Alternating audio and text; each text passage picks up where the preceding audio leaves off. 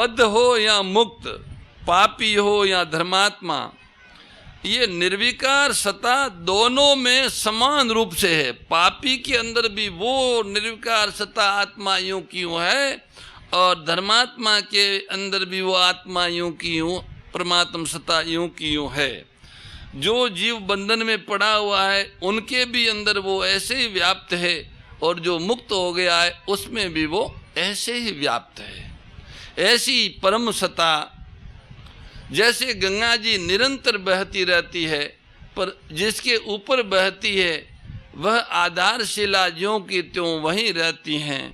योग व्यतीत हो गए, पर वो ही हिमालय पर्वत है जिनके ऊपर से गंगा बह के जा रही है, वो यूं का यूं है।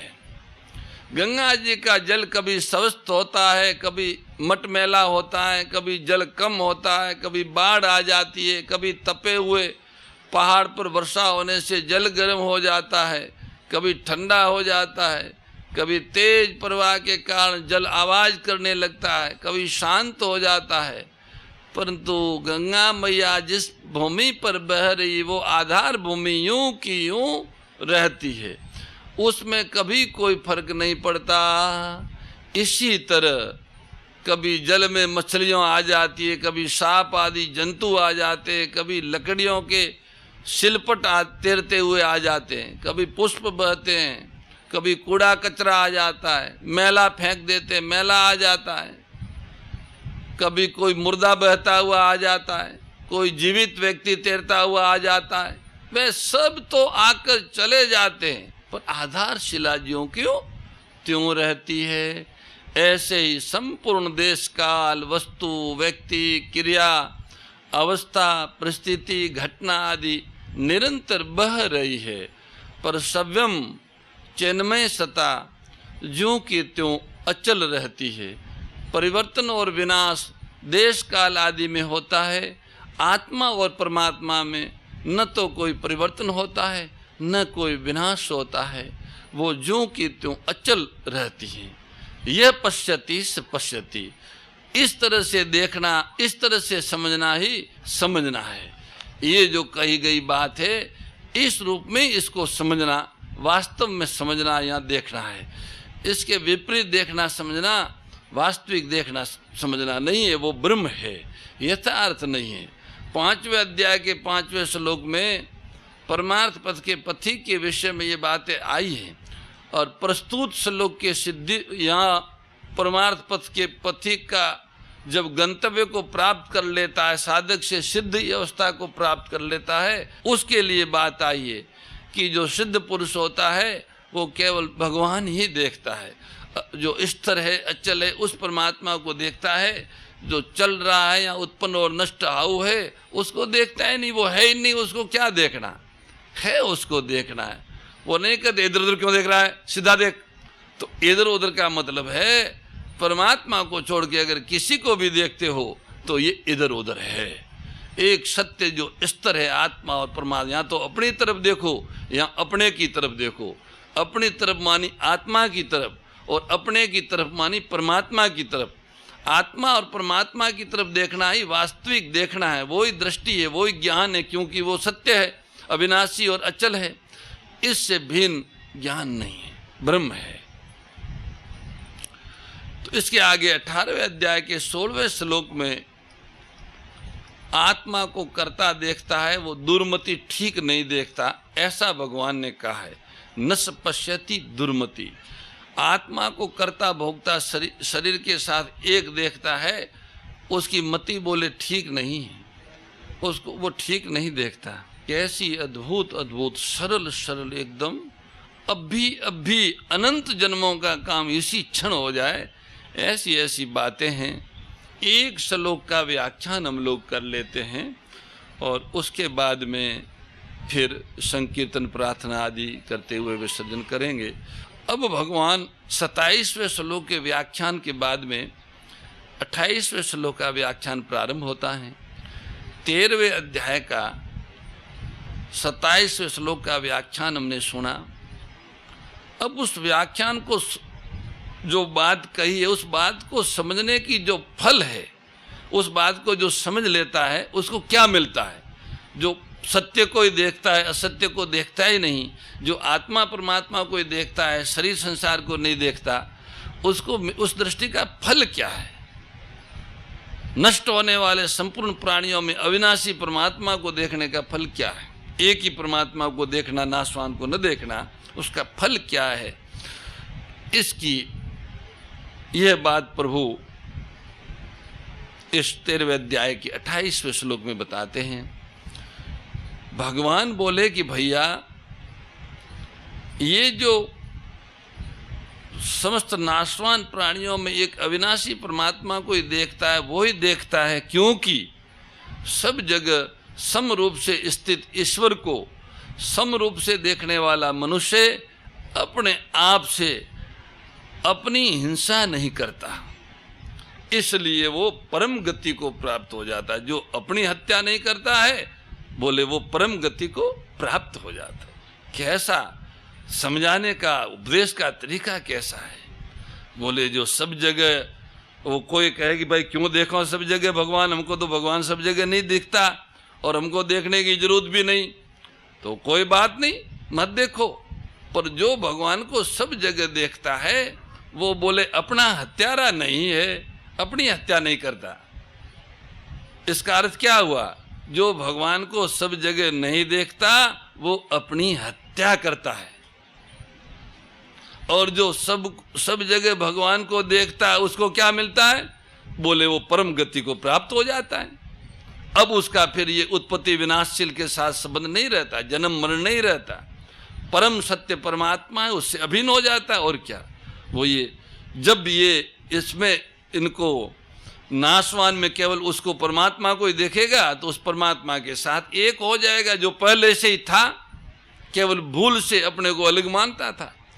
समम पश्यन्नि सर्वत्र। जो मनुष्य स्थावर जंगम जड़ चेतन प्राणियों में, ऊंच नीच योनियों में, तीनों लोकों में समान रीति से परिपूर्ण परमात्मा को देखता है, उस परमात्मा के साथ अपनी अभिन्नता का अनुभव करता है, वह अपने द्वारा अपनी हत्या नहीं करता। जो शरीर के साथ एकता करके शरीर के बढ़ने से अपना बढ़ना, और शरीर के घटने से अपना घटना, शरीर के बीमार होने से अपना बीमार होना, और शरीर के निरोग होने से अपने को निरोग होना मानना, शरीर के जन्म से अपने जन्मना, और शरीर के मरने से अपने को मरना मानता है, तथा शरीर के विकारों को अपने विकार मानता है, वह अपने आप से अपनी हत्या करता है। बताओ, अपने को जन्म मरण के चक्कर में ले जाता। हत्या का मतलब यही है कि जो शरीर के विकारों के साथ, शरीर की अवस्थाओं के साथ अपने को जोड़ता है, वो अपने को जन्म मरण के चक्कर में डालता है। परंतु जिसकी दृष्टि शरीर की तरफ से हटकर केवल सर्वव्यापक सबके शासक परमात्मा की तरफ हो जाती है, वह फिर अपनी हत्या नहीं करता, वो जन्म मरण के चक्कर में नहीं जाता, अपने में संसार और शरीर के विकारों का अनुभव नहीं करता। वास्तव में अपने आप की हत्या अर्थात अभाव कभी कोई कर ही नहीं सकता, और अपना अभाव कभी हो ही नहीं सकता, तथा अपना अभाव करना कोई चाहता भी नहीं। वास्तव में नाशवान शरीर के साथ एकात्मता करना ही अपनी हत्या करना है, अपना पतन करना है, अपने आप को जन्म मरण में ले जाना है। तो जो इनके साथ एकता नहीं करता, वो फिर ततो याति परम गतिम।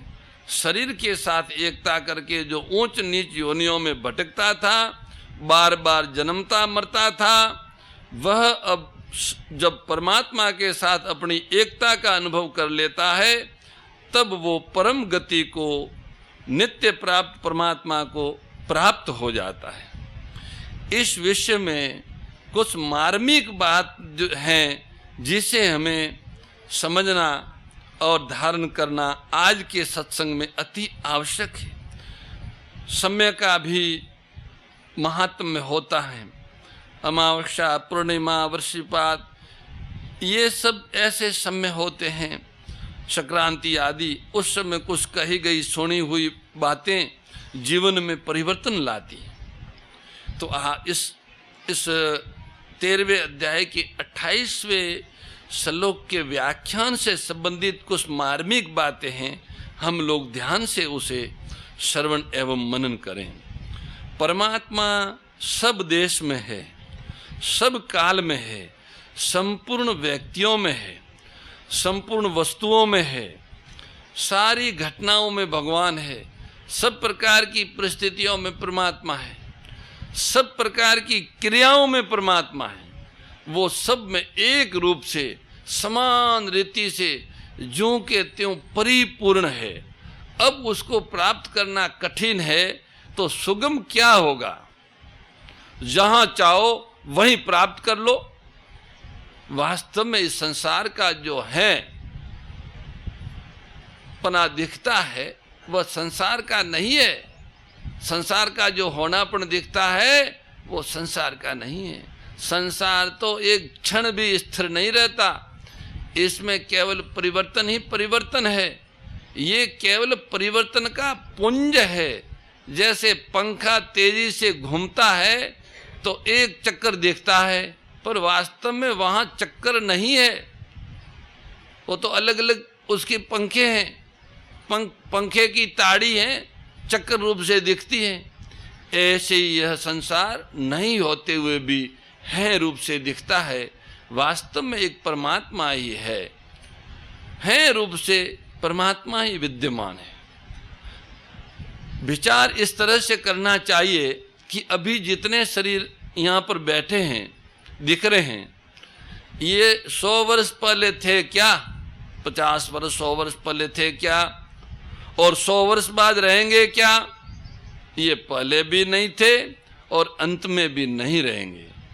ये बीच में भी नहीं है, परंतु परमात्मा सृष्टि के पैदा होने से पहले भी था, इसके लीन होने के बाद भी रहेगा।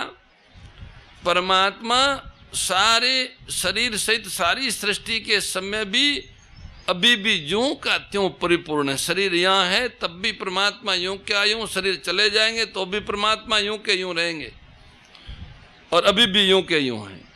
परिपूर्ण है।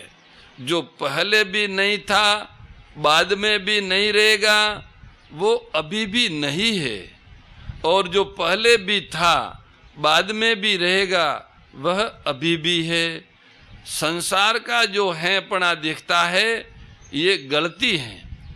परमात्मा ही है रूप से दिखता है।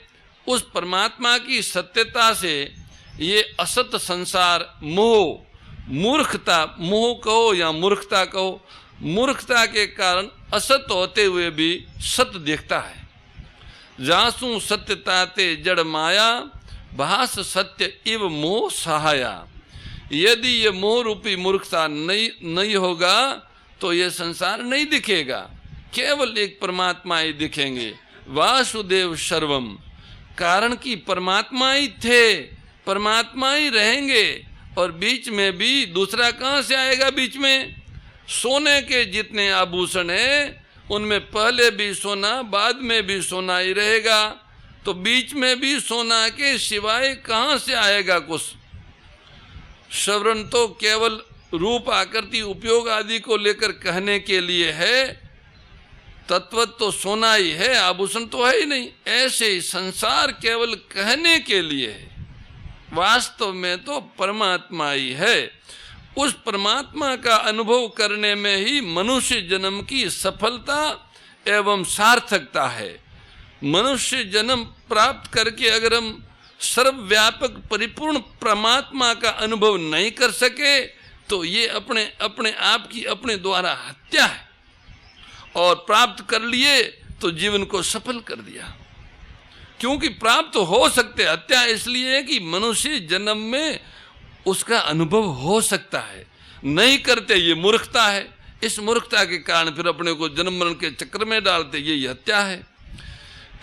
परमात्मा का अनुभव न करके नई संसार में उलझ जाना ये मनुष्यता नहीं है, ये तो पशुता है।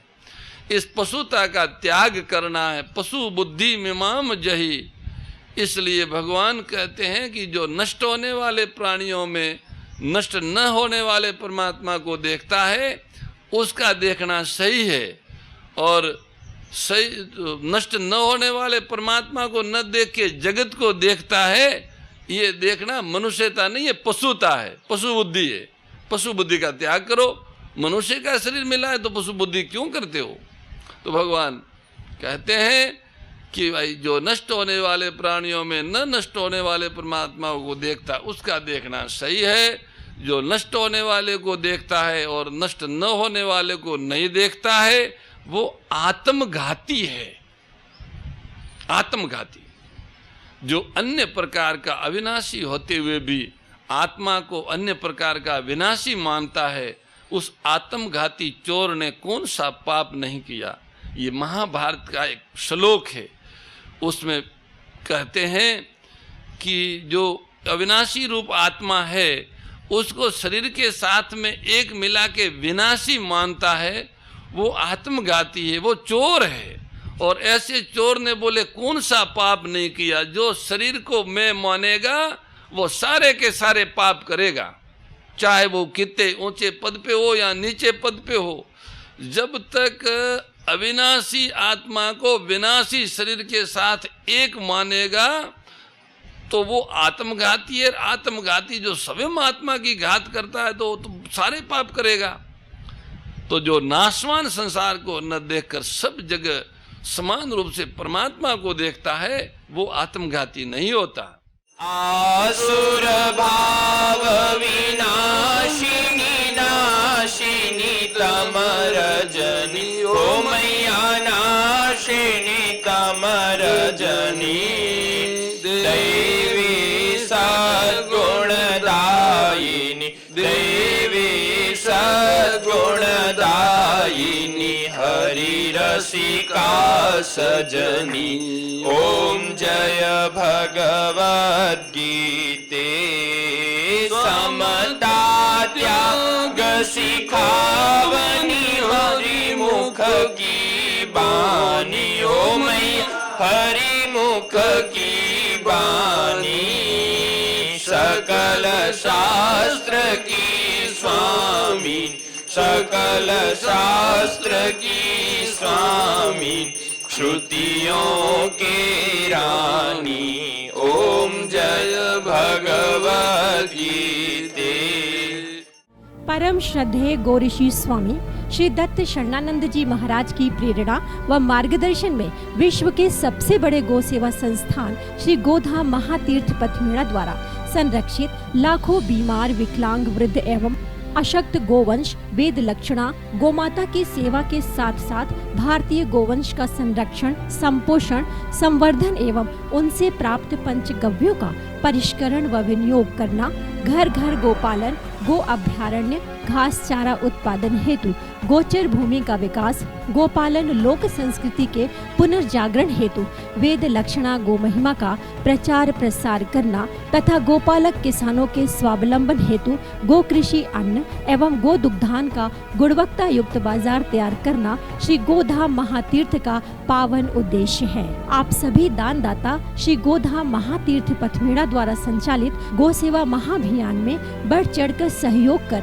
लाखों बीमार विकलांग वृद्ध एवं अशक्त गोवंश के गोग्रास सेवा हेतु श्री गोधाम महातीर्थ पथमेड़ा लोक पुण्यार्थ न्यास के बैंक ऑफ बड़ौदा खाता संख्या 084901000238827 IFSC कोड BARB 0 ASHRAM शाखा आश्रम रोड अहमदाबाद में गोग्रास सेवा निमित्त जमा कर सकते हैं।